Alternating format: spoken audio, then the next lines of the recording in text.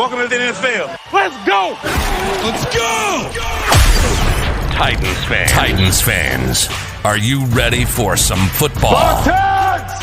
What is your profession? Welcome to Two-Tone Blue Nation. By fans, for fans. Two-Tone Blue Nation. Organizing tailgates and events. If you're all about Tennessee Titans football, this is your podcast. And here we go! And here comes your hosts, Big Luke, King Cole, and Austin Hall. Welcome in, everyone, to another episode of Two-Tone Blue Nation Talk, the podcast by fans, for fans. I'm King Cole, and tonight we're continuing our Superfan Sunday series, and we're pleased to have on our show Mr. Joe Leming. Joe, how you doing tonight, buddy? Doing great, man. How are you doing? Glad to be here. Excellent, man. Glad to have you on. So, Joe, as always with this series, we'd like to hear how superfans were first introduced to Titans football, and everyone has a story. What is your story of how you became a fan of the Two-Tone Blue? Yeah, no, that's a great question. I really grew up with the Titans. My dad was actually helped build the stadium, and we started off a tradition of going to one game a year. Had a real close personal connection with my dad and going to games and connection with football. And then back in 2014, I believe it was, I got season tickets, and then a few years later, I surprised my dad with season tickets right next to mine. And it's a family tradition with me and my dad. It's just a father-son bond that's really grew into something much bigger. That's incredible. Yeah, I feel like a lot of people have got that same story. The benefit of having an expansion team, or not an expansion team, but a team relocate to your city and then change names is people from our generation. We're first generation Titans fans, so we really got to experience the birth of the Titans and really become lifelong fans. So that's really cool. The name of this series, as we've titled it here on this podcast, is the Superfan Sunday series. And a lot of the people that we've interviewed on the past episodes, they've got costumes, they've got nicknames, they've got alter egos. You're not that kind of fan, though. However, your claim to fame is equally as awesome. You're known as the Road Warrior. You're pretty well known for going to a lot of the Titans road games. You even got on the Titans Blitz TV show to talk about that. How many games have you been to that are on the road? Road games I've been to last year brought me up to 20 total road games. And the funny thing about, having the alter ego, the costumes, the nicknames, I actually started to try to dive into that a little bit last year. For week one against the home opener against the Colts, week 2. I bought this whole Spartan gear outfit from some party store here in town. And by the time that we got done tailgating, the heat had melted the glue from my costume and completely fell apart. And that journey there kind of was short come. And so I've just decided to just be myself and just enjoy the team. But yeah, I've been on 20 road games. Man, that's insane. Yeah, the heat in September in Nashville is it's not pleasant. The guys that wear the full get up, man, I don't know how they survive. But going back to the road games, man, do you have a trip that you've taken that stands out as your favorite trip? Man, they're so hard because it's hard to pick one out because they're all so different. But every time I get asked that question, I circle back to all my trips to Arrowhead, because all three of my trips to Arrowhead are in the middle of the winter, ice, snowstorms. I mean, probably the craziest road game I've been to was I believe 2016 in Arrowhead in Kansas City, when Ryan Suckup had the game-winning field goal kick from the arrow at center field, at midfield, to win the game, to walk off. I was sitting right behind that goal post for that game-winning kick. It was crazy. The seats were completely frozen, sub-zero temperatures. I mean, you couldn't even sit down because the seats wouldn't move. It was awesome. I actually got a funny story about that game. So I've been to the last 2 Arrowhead games, but I was actually supposed to be at that game second row. We got stuck at the airport because a bunch of the flights were canceled that morning because of the extreme cold. Right. I don't know if you knew that, but a lot of Titans fans couldn't make it. So there were a ton of empty seats, I heard. Yeah, I mean, it was extremely empty, but it was crazy. Everybody raves about, the environment at Arrowhead. it was probably 50% capacity. It was one of the most rompous environments I've ever been to. It was awesome. But it was funny. At the time, I was driving a little tiny Nissan Altima. It was one of the sketchiest trips I've been on in my life. I think it was almost 8 hours from Nashville up there, if I recall correctly. And just the roads were a solid sheet of ice. I was going down some shady back roads because the interstate was closed down because cars were flipped over. It was a lot of fun. Yeah, man. The half the fun of going to the road games is just the road trip up there. We took a van to Arrowhead for the AFC Championship game last year, and man, that was, obviously that was more fun than the game was because we ended up losing the game. But I've got just as many memories from the trip up as I do sitting in Arrowhead. Did you a couple of years back we played in London, Joe? Were you able to go to that game? Man, I wanted to, but I was unable to get out there to London, unfortunately. Yeah, it makes two of us. I didn't go as well. I know we had Two-Tone Blue Nation had a large group that went out there and tailgated and had a good time.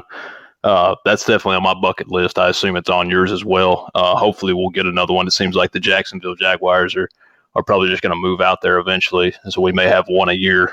So I feel like we'll have more opportunities coming up. Yeah, for sure. Now, having played out there once, I realized that it takes a little bit more planning than the typical road trip to get out there. So hopefully they'll be more prepared next time we play. Absolutely. So of all the stadiums you've been to, I know you mentioned Arrowhead. Is there another stadium that you've been to that really stands out as one of your favorites? Man, AT&T Stadium in Dallas. Jerry World is like the Apple Store of NFL stadiums. That was the most state-of-the-art place I've been to in my life. I was blown away by everything in AT&T Stadium. That's my favorite place I've been to. Okay. Can you expand on that a little bit? Tell the people who've never been to Jerry World, tell us what's the difference between Jerry World and, say, a place like Nissan Stadium? Yeah, so, I mean, just being an enclosed arena is a completely different atmosphere. But something that's really cool is I looked forward to this trip for a while, so I had it completely planned out. They have these on-field suites that your seats for the game are literally at the same level as the players on the field. And when you walking down to those club seats, you can walk up to like the players' locker room where they come out. You can high-five the players walking out for warm-ups or running back after the game. I actually got to meet Taylor Lewan after that game. It's just super cool up and personal experience. And, there's just state-of-the-art statues and artwork all over the place. I mean, it's just the way that you never imagined football to be. Yeah, that's one thing I wish Nissan Stadium would have. And I guess, as we go along, I would think that Amy is going to do more to upgrade the stadium each and every year. I'd like a statue or a museum or like a Titans Hall of Fame, something where the Titans fans can go in and relive memories or introduce younger fans to, hey, this was Steve McNair, this was Eddie George, something kind of like that would be nice for Titans fans. And we could also throw in the Oiler history as well, because I know we still, we're associated with the Oilers. We own the rights to that. So that would be cool for, like myself. I didn't grow up with the Oilers. I'm assuming you didn't either. So, yeah, that would be cool. Yeah, I think probably the most we've got right now, I think we have these little touch pads over on the east side of the stadium. I mean, but Amy's doing a great job. I'm sure eventually we'll get to that point where we've upgraded and embraced more of our history. That's what I want to get rid of is those doll houses in the end zone. Yes. Yeah, those are washed out, faded. That'll look great. I wish we'd really embrace. I wish we'd go back to the Coliseum and we'd really embrace that atmosphere, because that's what we've been inching towards every year. The past couple of years, we've been going with that Spartan warrior thing, and I just don't. I wish we'd embrace it, rename it the Coliseum, and get some accents around the stadium like that. I feel like that'd be really cool too. Yeah, for sure. You could even call it Nissan Coliseum. Just have the word Coliseum brought back into it. And I feel like you can keep your corporate sponsors and still have the theme to it. And then, like Lucas said, get rid of the doll houses, get some kind of like Greek architecture, or some pillars, or make it look like the Acropolis or the Parthenon. Really embrace it and step up the overall look of the stadium. I think that would go a long ways. I actually heard why they don't want to call it the Coliseum, and part of the reason is if they call it the Coliseum, we won't say Nissan Coliseum. We'll just start saying the Coliseum. That's why they renamed LP Field, because if we would have called it LP Coliseum, we would have just said Coliseum. So the whole point, I think, had to do with the sponsorship, which sucks, but I think that's part of the reason. Yeah, but I mean, I feel like a lot of the greatest places that you go to watch sporting events, they all have, nicknames, but that makes sense as well as far as the sponsorship. They don't want their name to be taken out of the highlight, so I guess that makes sense. Yeah, that sucks. Boo! I don't like that. But anyway, sorry, Joe. Getting back onto that, do you have a least favorite stadium? What was the worst stadium you've been to? I'm not saying this out of any type of bias or hatred towards any team, but Jacksonville was an absolute dump, dude. It was trash. I knew he was going to go Jacksonville. I would have said the same thing. Like their bathroom stalls were just like plywood, like screwed into each other. Their concession stands were just out, and like their shops were just out in the middle of the concourse. The staff were super rude. The only thing I can give props to that stadium is the pool that they have on there, but that's about the only entertaining thing that you're going to do at a Jaguars game if the Titans aren't playing, because that place is a dump. Takes forever to get into that stadium, because you'd think looking at it would be like the Titans stadium, but it's not. It takes forever because the way it's set up, you have to go up to get into the lower deck. And he's right. The concession stands kind of run into one another. So when people are in line, there's lines on each side, and they run right into each other, and you can't walk through there. So it's so difficult to get around. It is. And they probably pee in that pool. I mean, they're just sitting there getting drunk and just pissing in that pool. Like, I can't imagine they. After I went, I did some research to see what year that stadium was built, and I think it was built not too shortly behind ours. And I just couldn't believe how little money they've put into upkeeping it. Like, no wonder why they don't have fans. You can't even go have a good game experience at a Jaguars game if you're a Jaguars fan. I want to say they came into the league. It was the same year as the Panthers. That was what, 95? I want to say. Right. All right, so you've been to Charlotte and you've seen the Panther Stadium. It would have been built the same year, I imagine, because they both entered the league at the same time. Compare and contrast the Jaguars stadium with the Panthers real quick if you want to. You would never guess they were built around even the same decade.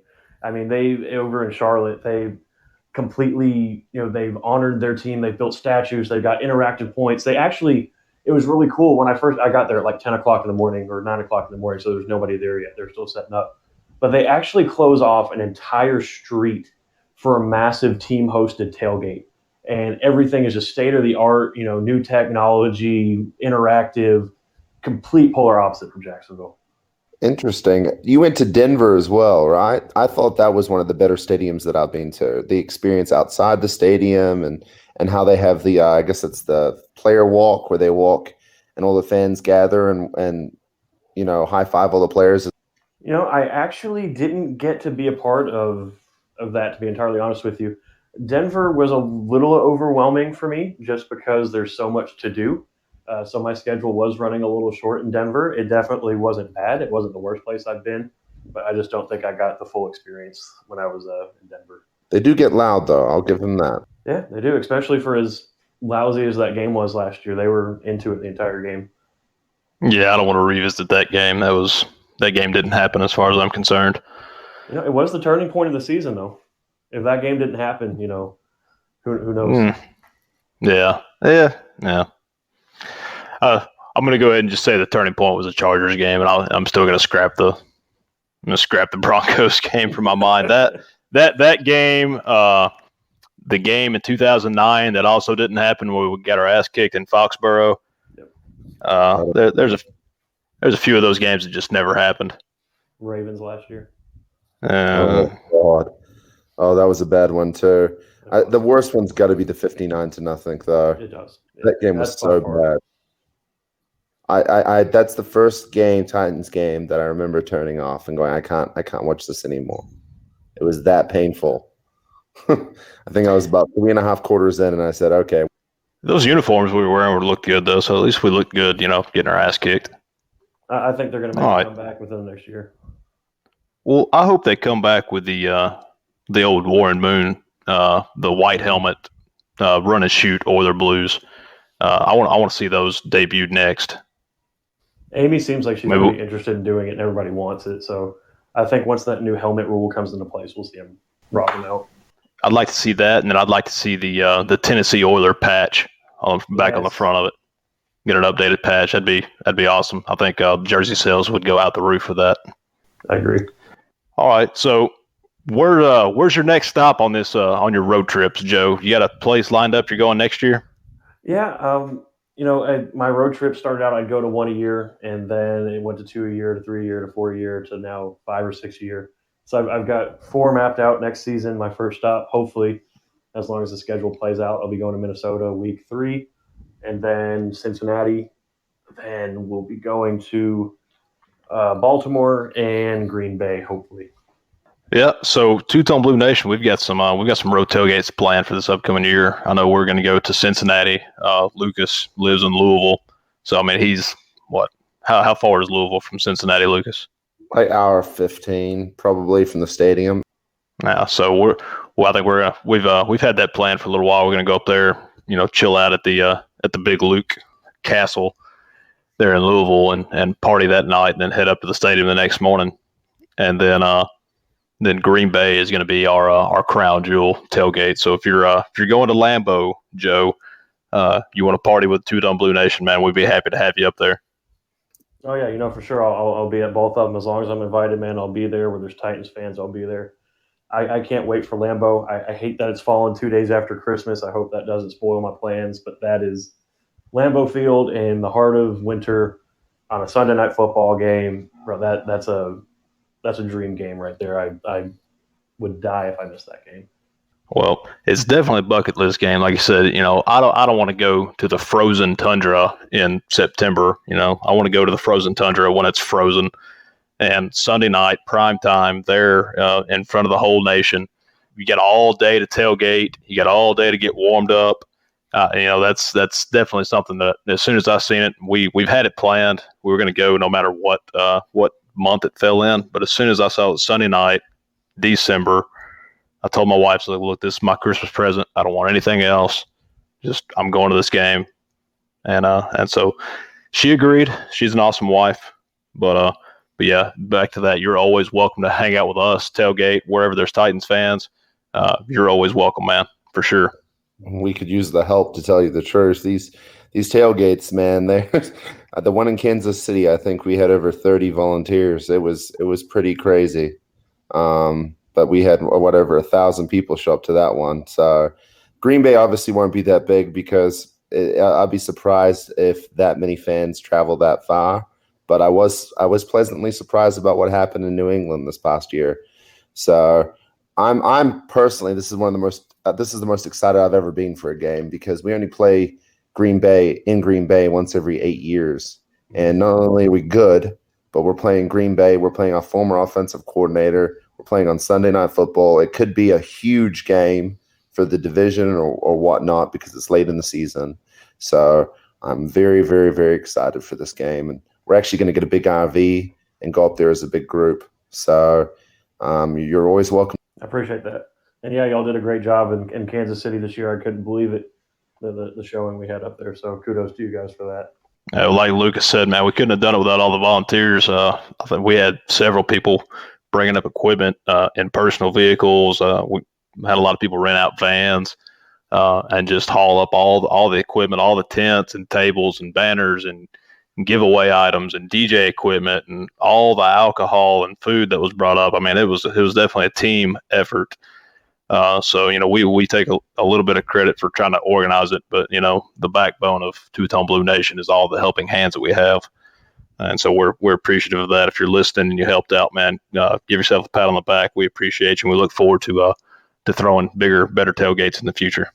All right, Joe, before we let you go, we always cap off each one of these with some quick Q&A, try to pick your brain, get you thinking on your toes. You ready for this?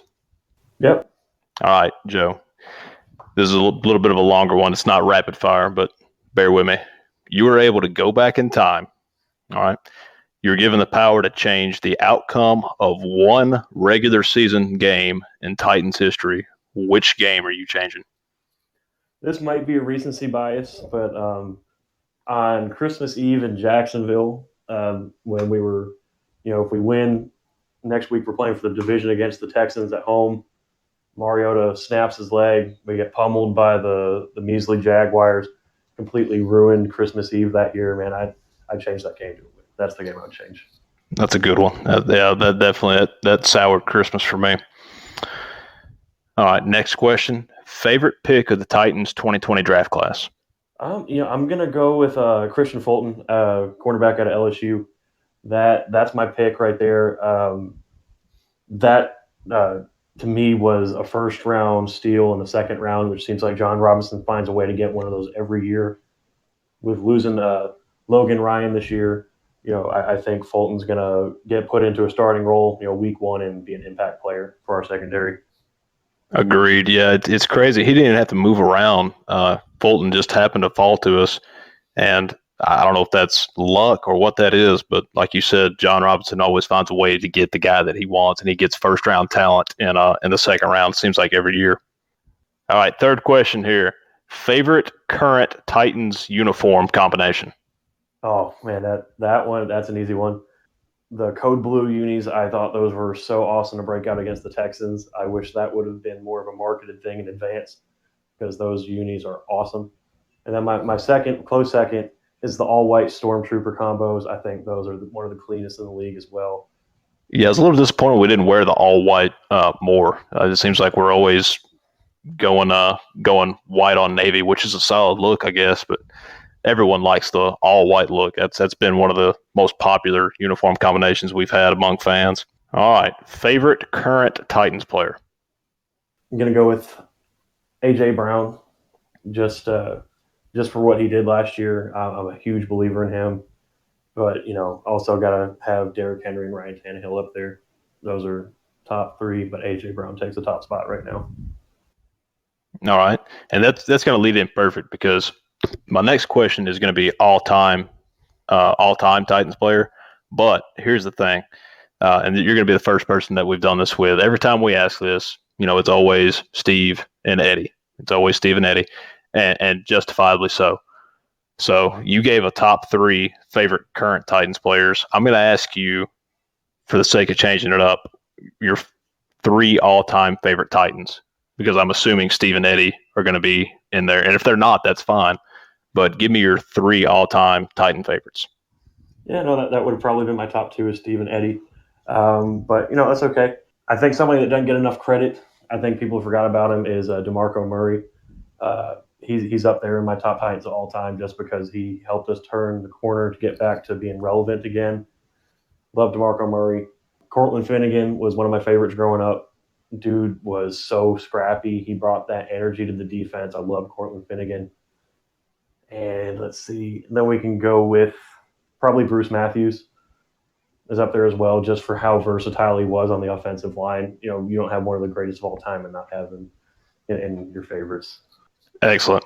Yeah, and then, like I said, I wanted to switch it up, because we just been getting Steve and Eddie. So it's great to hear some other names brought up, and maybe I just need to reword the entire question from now on to top three Titans players, or three Titans players that don't get enough recognition. Because, like you said, DeMarco Murray was instrumental in turning the team around here, 4 or 5 years ago. Has it been that long? Yeah, it has. It doesn't seem like it's been that long.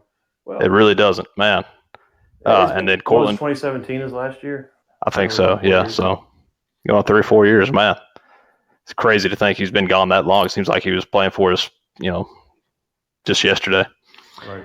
But then you got Cortland Finnegan, Cortland Finnegan's like my size, but obviously he's a much better football player than I am.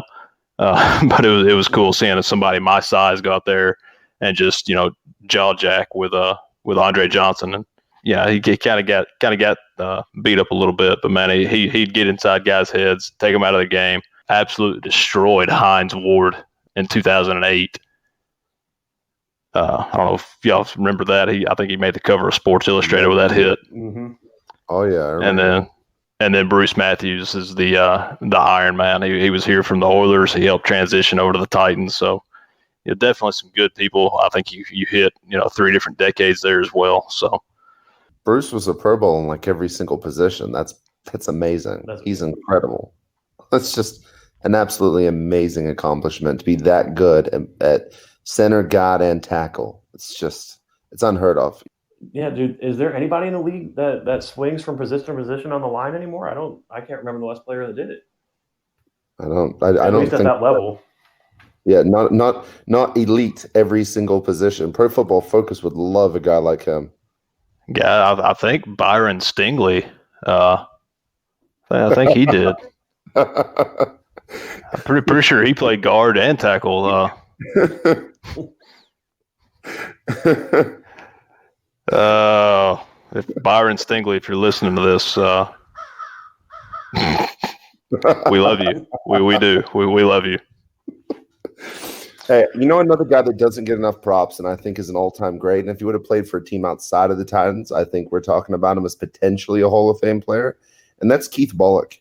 He was such a great player for so many years, and just playing in a small market team. I can agree with that. I mean, Mr. Monday Night, that was the guy when you needed to play, you turned to him and he made it happen. So I agree with that 100%. Mr. Monday Night, what was it? The Saints game, he had, 3 interceptions off of Drew Brees? Mm-hmm. Yeah, earned the title for sure. But, all right, that's going to do it for this edition of Two-Tone Blue Nation Talk. Joe, we want to thank you for taking time to join us tonight, and we look forward to seeing you at a Two-Tone Blue Nation tailgate this upcoming season, hopefully. And until next time, everyone out there, take care and tighten up. Tighten up. Well, we got to go. Here it comes. Football. But you've been listening to Two-Tone Blue Nation. If it's Tennessee Titans football, it's here. We hope you enjoyed the show, and we'll be back soon. But until then, find us on Twitter at Two-Tone Blue Nat 1. Find Big Luke at Two-Tone Big Luke and King Cole at Two-Tone Blue Cole. Find us on Instagram at Two-Tone Blue Nation. Till next time, Titans Nation. Spartans! What is your profession?